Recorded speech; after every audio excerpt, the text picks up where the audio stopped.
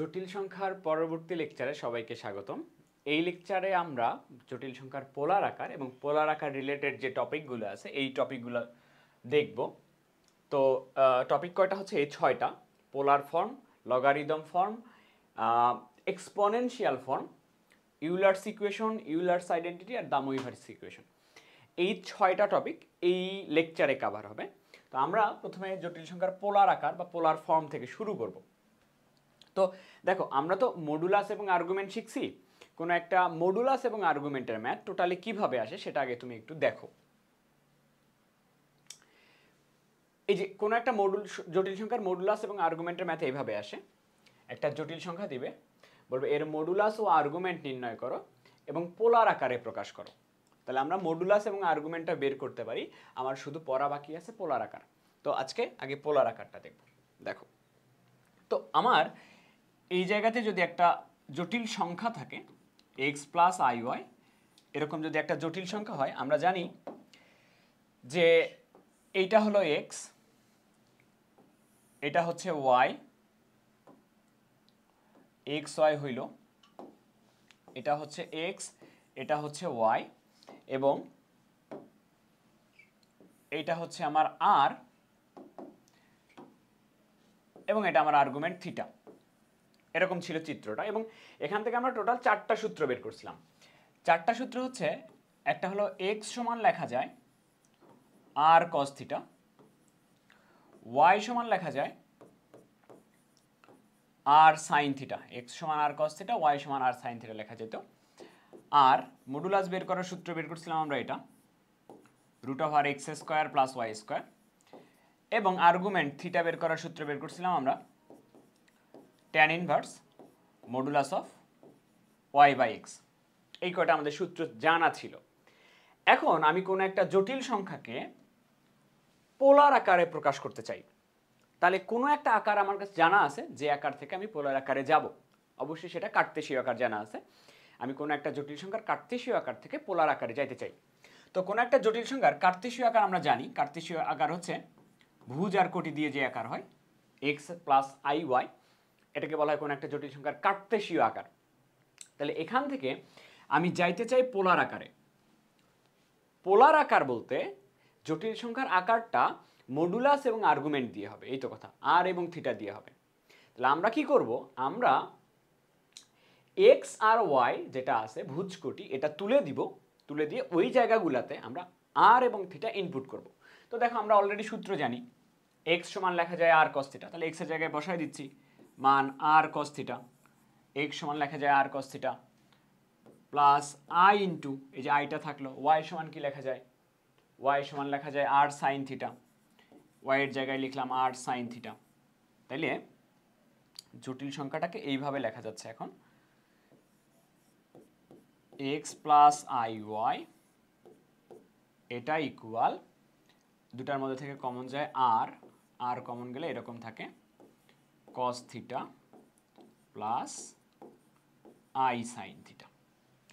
দেখো, এটা হচ্ছে কোনো একটা জটিল সংখ্যার কার্তেশীয় আকার। এই আকারটা থেকে আমরা পুরাপুরি কনভার্ট হয়ে গেছি আর এবং থিটাতে। এই আকারটাকে বলা হয় কোনো একটা জটিল সংখ্যার পোলার আকার। R cos theta plus i sine theta, এটা একটু মুখস্থ রাখতে হবে। কার্তেশীয় আকার হচ্ছে x plus i y, polar আকার হচ্ছে r cos theta plus i sine theta. আমি একটু এটা বলে লিখে দিচ্ছি এখানে। কার্তেশীয় আকার হচ্ছে এটা কোনো একটা জটিল সংখ্যার,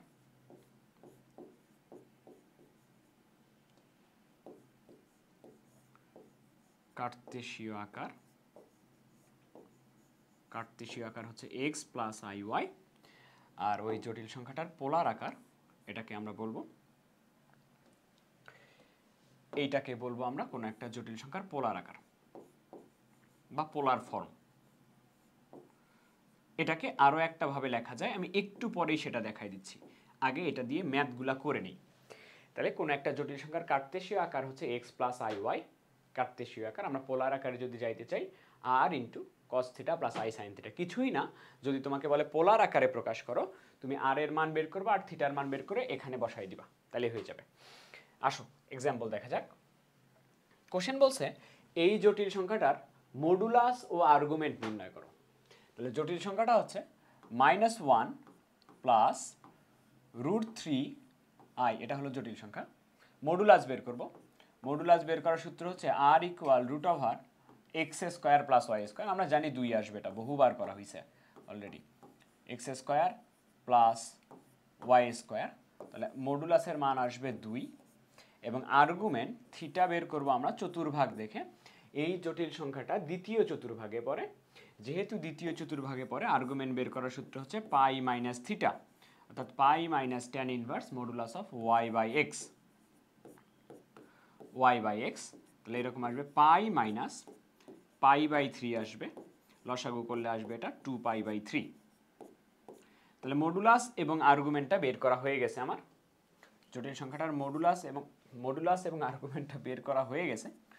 এবার এটাকে আমরা পোলার আকারে প্রকাশ করব। দেখো কি পড়ে আসছো জানি তুমি, পোলার আকার। পোলার আকারটা কি পড়ে আসছো? কোন একটা জটিল সংখ্যার পোলার আকারটা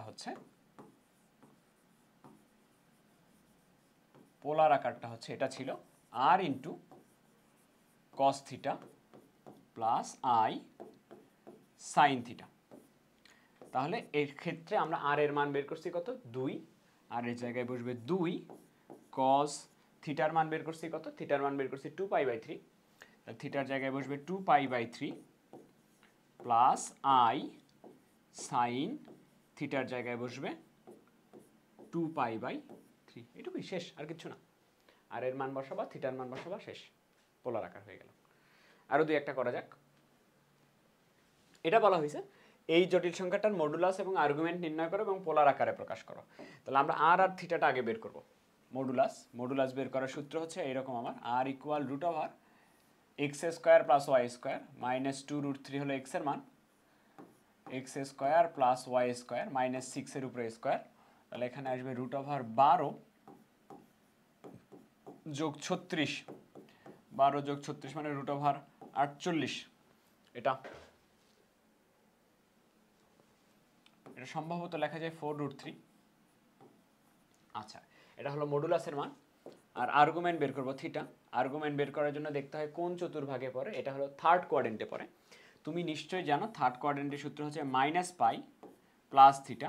তাহলে -π, থিটা লিখবা না এখানে, থিটা লিখবা না, থিটার জায়গায় ট্যান ইনভার্স y/x লিখে দিবা। -π plus tan inverse modulus of y/x, y এর মান হচ্ছে -6, x এর মান হচ্ছে -2√3, এরকম হবে। তাহলে -π প্লাস ট্যান ইনভার্স, যদি কাটাকাটি করি 2 আর 6 কাটবে 3, তাহলে √3 আর 3 কাটবে √3 হবে। তাহলে -π প্লাস এটা হচ্ছে তোমার π/3, লসাগু করলে আসবে -2π/3। এই যে আর এর মান আর থিটার মান বের করা হয়ে গেছে। এবার আমরা পোলার আকারটা লিখে ফেলি। জটিল সংখ্যাটার পোলার আকার হবে এরকম,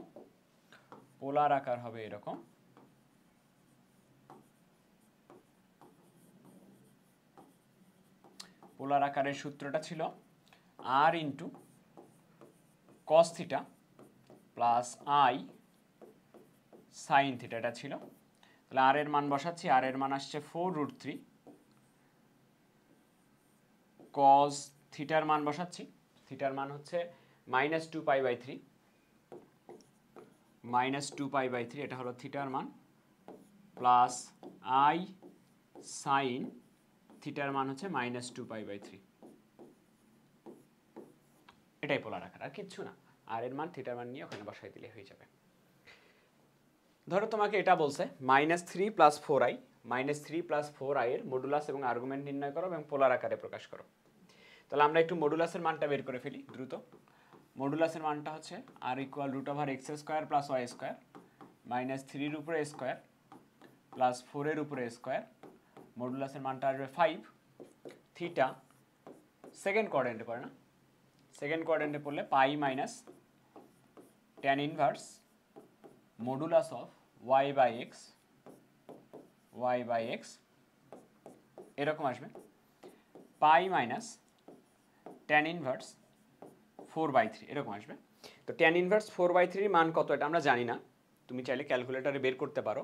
তবে এর আগেই আমি বলছিলাম যে ক্যালকুলেটরের দশমিকে ডিগ্রিতে মান বের না করে এইরকম রেখে দেওয়া এটাই স্ট্যান্ডার্ড ফরম্যাট, এটাকে তুমি এইভাবেই রেখে দিবা। এবার সব পোলার আকারে প্রকাশ করে দিচ্ছে, এটাকে পোলার আকারে প্রকাশ করব আমরা এটাকে।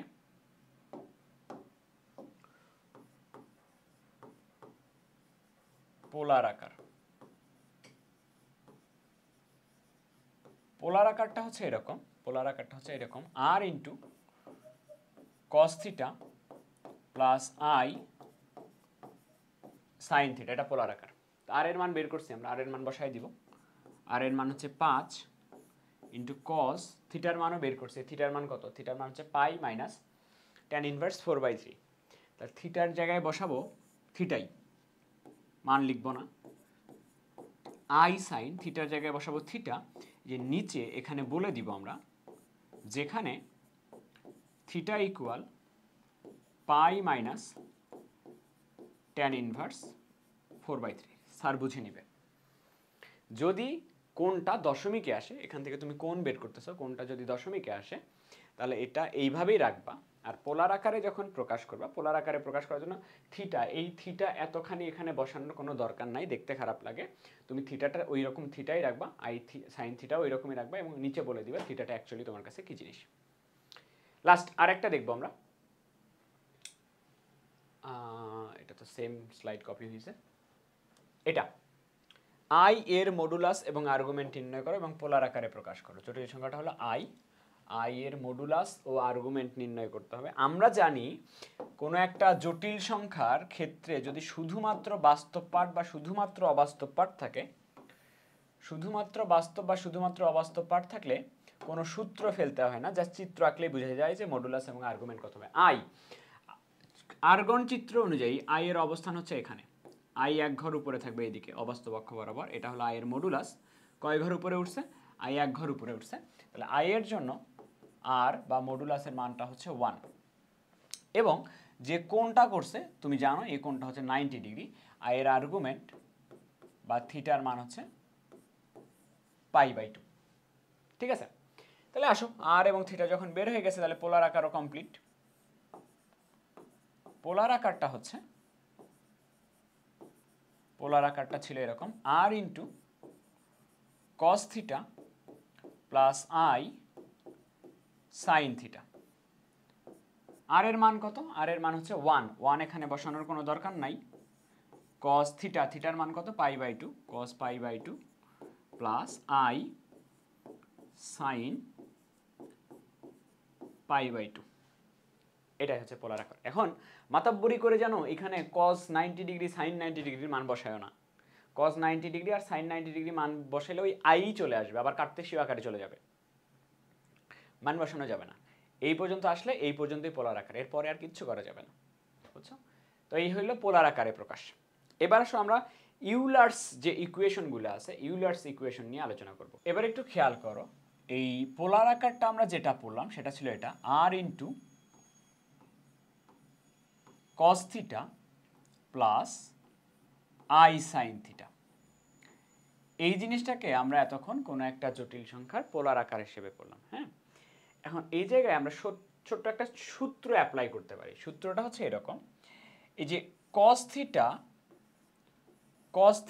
Plus i sine theta, cos theta plus i sine theta, এই জিনিসটাকে লেখা যায় e to the power i theta.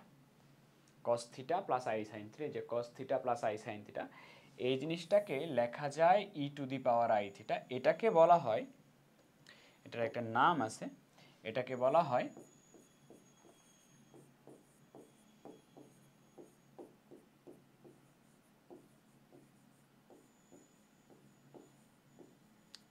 উচ্চারণ করা হয় অয়েলার। বইয়ের ভাষায় এটা, বইয়ে যখন দেখবা তুমি এই জিনিসটাকে বলা হয় অয়েলার্স ইকুয়েশন, অয়েলার্স ইকুয়েশন, আর লেখা হয় ইউলার্স ইকুয়েশন। যেহেতু নাম, তুমি যে কোনোটা উচ্চারণ করতে পারো, কোনো প্রবলেম নাই। তো এই cos theta plus i sine theta, এটাকে লেখা যায় e to the power i theta. এই কারণে এই কোনো একটা জটিল সংখ্যার পোলার আকারকে আবার অনেক সময় এইভাবেও তুমি দেখবা, আর থাকলো এখানে r cos theta plus i sine theta, এই cos theta plus i sine থিটার জায়গায় আমি বসাই দিব e to the power i theta. এই ছোট্ট টার্মটাও কোনো একটা জটিল সংখ্যার বা কমপ্লেক্স নাম্বারের পোলার আকার, এটাও পোলার আকার, r cos theta plus i sine theta, এবং এটাও পোলার আকার, r e to the power i theta এটাও পোলার আকার। দুটাকেই কোনো একটা জটিল সংখ্যার পোলার আকার বলা হয়। তো এই যে অয়েলার্স যে ইকুয়েশনটা আছে e to the power i theta সমান cos theta plus i sine theta, এটা নিয়ে একটু আলোচনা করা যাক। দেখো, তো আমরা একটু অয়েলার্স ইকুয়েশনটা লিখে ফেলি। অয়েলার্স ইকুয়েশনটা এরকম, e to the power i theta equal লেখা যায় cos theta plus i sine theta. প্রথমে আমরা যেটা করব সেটা হচ্ছে থিটার বিভিন্ন মান চেঞ্জ করে দেখব কি হয়। আমি এইখানে প্রথমটাতে থিটার মান থিটার জায়গায় বসাবো মাইনাস থিটা, দেখি একটু কি হয়। ই টু দি পাওয়ার আই, যেখানে থিটা আছে থিটার জায়গায় বসাই দিচ্ছি মাইনাস থিটা, তাহলে এখানে হবে cos minus theta plus i sine, এখানে হবে minus theta. E to the power এখানে লেখা গেল, ই টু দি পাওয়ার লেখা গেল এখানে e to the power minus i theta লেখা যাচ্ছে, e to the power minus i theta. আমরা জানি কজের মধ্যে মাইনাস থাকলে সেটা প্লাস হয়ে যায়, তাহলে এটা প্লাস হয়ে যাবে কস থিটা, আর সাইনের মধ্যে মাইনাস থাকলে সেটা সামনে আসে minus i into sine theta. এটাকেও তুমি একটা সূত্র হিসেবে মনে রাখবা, e to the power plus i, e to the power plus i theta, e to the power plus i theta যেটা, e to the power plus i theta সমান cos theta plus i sine theta, আর e to the power minus i theta হচ্ছে cos theta minus i sine theta. Plus i theta সমান cos theta plus i sine theta, minus i theta সমান minus i sine theta, এরকম হবে। আচ্ছা, এবার আবার একটু খেয়াল করো, ইউলার্স যে ইকুয়েশনটা ছিল সেটা ছিল এরকম, e to the power i theta এটা সমান লেখা যেত cos theta plus i sine theta. আগের যে ম্যাথ এইটাতে আমি বসাইছিলাম থিটার জায়গায় বসাইছিলাম মাইনাস থিটা। এবার একটু থিটার জায়গায় যে কোণটা আছে কোণের জায়গায় বসাবো 180 ডিগ্রি বা পাই, তাহলে ই টু দি পাওয়ার আই থিটার জায়গায় বসাচ্ছি pi equal cos pi plus i sine pi, e to the power i pi equal cos 180 ডিগ্রির মান হচ্ছে -1 আর সাইন 180 ডিগ্রির মান হচ্ছে 0, এটা 0 হয়ে যাবে। এক পাশে যদি নিয়ে আসি আমরা, এটাকে লেখা যাবে e to the power i pi plus 1, এটা ইকুয়াল 0। এটা একটা সমীকরণ আসছে, e to the power i pi plus 1 equal 0। এই জিনিসটাকে বলা হয় ইউলার্স আইডেন্টিটি, এটাকে বলা হয় ইউলার্স বা অয়েলার্স আইডেন্টিটি বলা হয়। এবং এইটার একটা সুন্দর নাম আছে, এই ইকুয়েশনটাকে বলা হয় the most beautiful equation of math, ম্যাথমেটিক্সের গণিতের সবথেকে সুন্দরতম সমীকরণ বলা হয় এটাকে। তুমি গুগলে সার্চ করে দেখতে পারো যে ম্যাথমেটিক্স বা গণিতের সবথেকে সুন্দরতম ইকুয়েশন কোনটা, দেখবা এই যে ইউলার্স আইডেন্টিটি বা এটা আসছে। কেন বলা হয় সেটা একটু বলি। গণিতের যে রহস্যময় জিনিসগুলা, রহস্যময় টার্মগুলা, সেই টার্মগুলা সবগুলা এই সমীকরণের মধ্যে আছে। যেমন দেখো ই একটা অমূলদ সংখ্যা, এখানে আছে, অমূলদ সংখ্যা আছে এখানে, তার উপরে পাওয়ার হিসেবে আছে আই একটা অবাস্তব সংখ্যা, একটা অমূলদ সংখ্যার সাথে একটা অবাস্তব সংখ্যার সম্পর্ক দেখানো হয়েছে। আই এর সাথে আছে আবার পাই কি জিনিস বলো তো? পাই একটা অমূলদ সংখ্যা, পাইয়ের মান কখনো শেষ হয়? পাইয়ের মান জীবনেও কখনো শেষ হবে না, অমূলদ সংখ্যাগুলোর মান কখনো শেষ হয় না, তাহলে পাইয়ের মানও শেষ হবে না, ঠিক আছে। এই অমূলদ সংখ্যার সাথে অবাস্তব সংখ্যা আছে, তার সাথে আবার যোগ করা হয়েছে একটা বাস্তব সংখ্যা 1, এবং সবগুলা যোগ করে অ্যান্সারটা আসছে আমার 0। তুমি জানো ম্যাথমেটিক্সের শূন্য একটা রহস্যময় জিনিস, শূন্য দিয়ে অনেক কিছু করা পসিবল, শূন্য দিয়ে অনেক ম্যাথমেটিক্সের ভুল বের করা সম্ভব, অনেক ধরনের ভুল জিনিস প্রমাণ করা সম্ভব ম্যাথমেটিক্সের। তো শূন্যকেও ম্যাথমেটিক্সের একটা রহস্যময় জিনিস বলা হয়। তো সবগুলা ম্যাথমেটিক্সের যে মিস্টেরিয়াস জিনিসগুলো আছে সবগুলো এই ইকুয়েশনগুলোর মধ্যে আছে, এই ইকুয়েশনটার মধ্যে আছে, এই জন্য এটাকে বলা হয় the most beautiful equation of math. এবার আসো ইউলার্স আইডেন্টিটি আমরা দেখি। ইউলার্স আইডেন্টিটিটা ছিল আমার এটা, e to the power i theta সমান cos theta plus i sine theta, এটা ছিল। আমি থিটার জায়গায় বসাইতে চাই এবার n theta, e to the power i থিটার জায়গায় বসাইতে চাই এন থিটা, তাহলে এখানে হবে cos n theta plus i sin n theta হবে। দেখো এটাকে আমরা এইভাবে লিখতে পারি e to the power i theta তার উপরে n, এটা সমান cos n theta plus i sin n theta. আর e to the power i থিটার বদলে আমি বলতে পারি cos theta plus i sin theta to the power n সমান লেখা যায় cos n theta plus i sin n theta. cos n theta plus i sin n theta. দেখো খেয়াল করে দেখো হইতেছে কি, হইতেছে এরকম cos theta plus i sin theta এর উপরে যদি তুমি কোনো একটা পাওয়ার বসাও, এই পাওয়ারটা একেবারে থিটার সামনে লেখা যায়। এই জিনিসটাকে বলা হয় দ্য মুইভার্স ইকুয়েশন।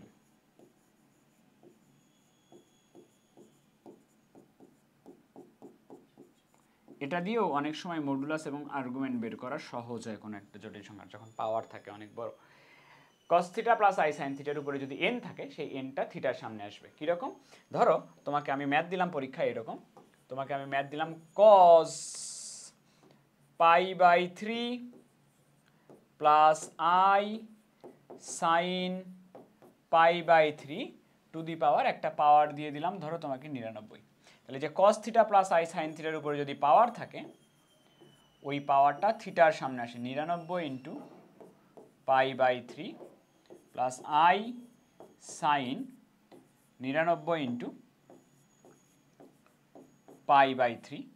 তাহলে 3 আর 99 কাটবে, তাহলে cos 33π plus i sin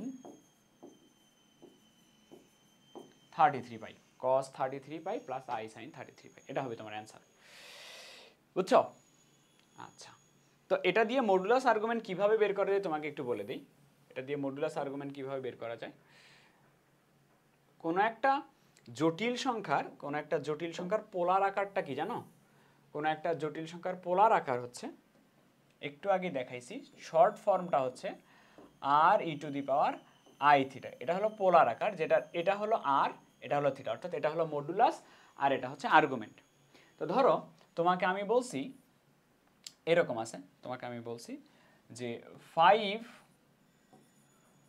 cos π/4 plus 5i sin π/4 to the power 100 এরকম করে দিলাম, দিয়ে বললাম এই জটিল সংখ্যাটার মডুলাস কত, এই জটিল সংখ্যাটার আর্গুমেন্ট কত।